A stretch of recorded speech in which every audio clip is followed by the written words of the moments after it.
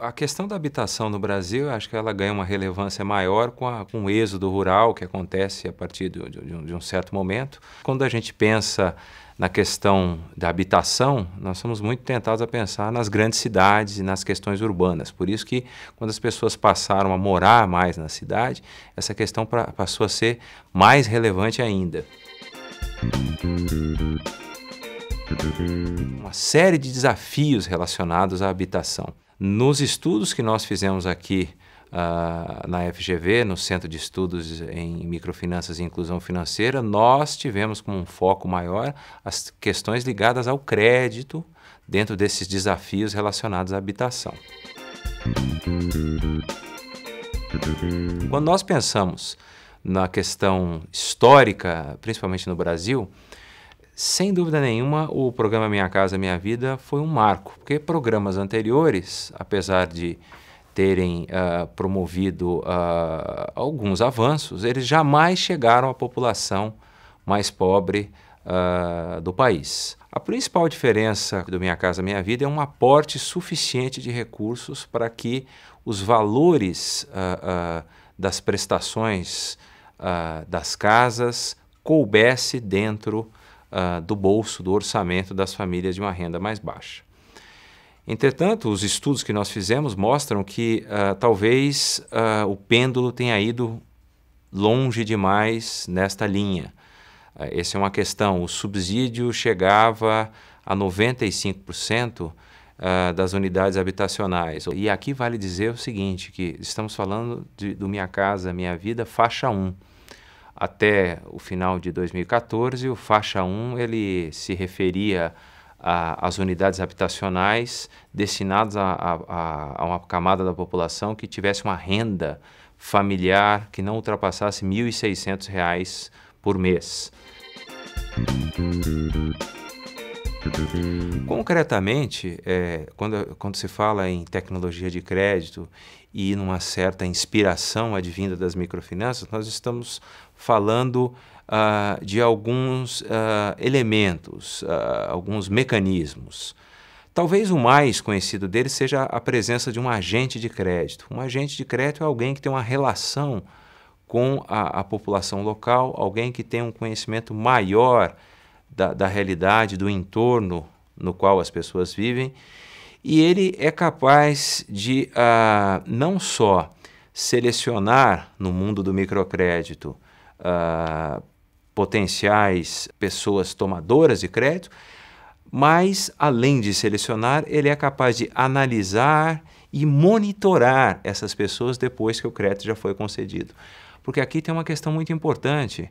Este relacionamento não deveria acabar depois que as casas forem entregues, porque a capacidade de pagamento ela se estende durante todo o prazo de contrato do crédito.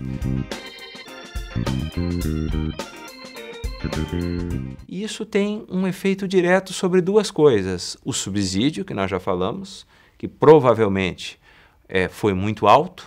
O outro elemento é a inadimplência. A inadimplência, a bem da verdade, tem um impacto menor sobre o programa como um todo. As pessoas acabam, em média, pelo menos no faixa 1, pagando apenas 5% do valor da casa.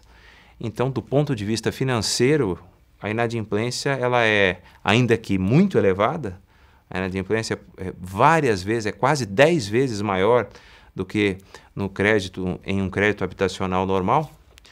Isso é até paradoxal, inadimplência elevada, muito embora as prestações sejam baixas. Paradoxal num primeiro momento, depois quando nós examinamos bem, talvez isso seja um defeito também dessa tecnologia de crédito.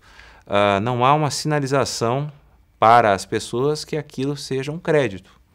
Na verdade, aquilo talvez esteja sendo encarado muito mais como uma doação de recursos.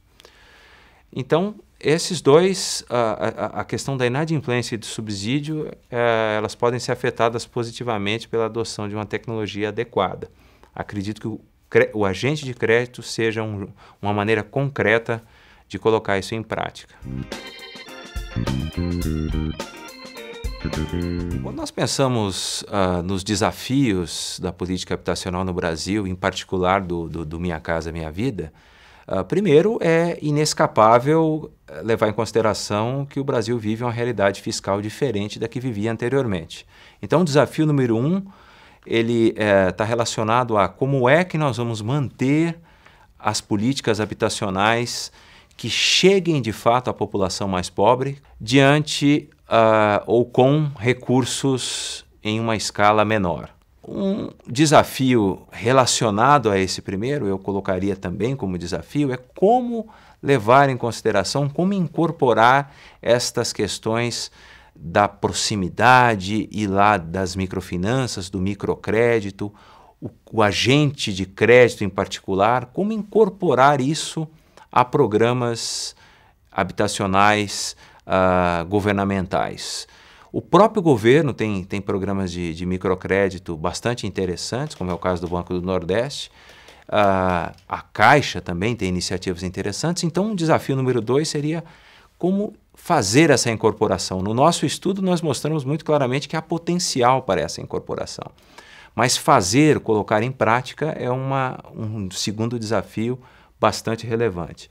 Um terceiro desafio, eu acredito, é olhar para a experiência internacional e ver o que há, verificar o que há para além do que nós já fizemos. O programa Minha Casa Minha Vida foi muito interessante, mas é preciso verificar também como é que países, de preferência países que enfrentam um problema parecido com o Brasil, por exemplo, a construção de casas é uma única solução, há outras alternativas, talvez o uso de imóveis desabitados nas próprias regiões metropolitanas. Vários autores colocam que isso pode ser uma iniciativa interessante porque promoveria uma maior integração da população excluída com o restante da cidade.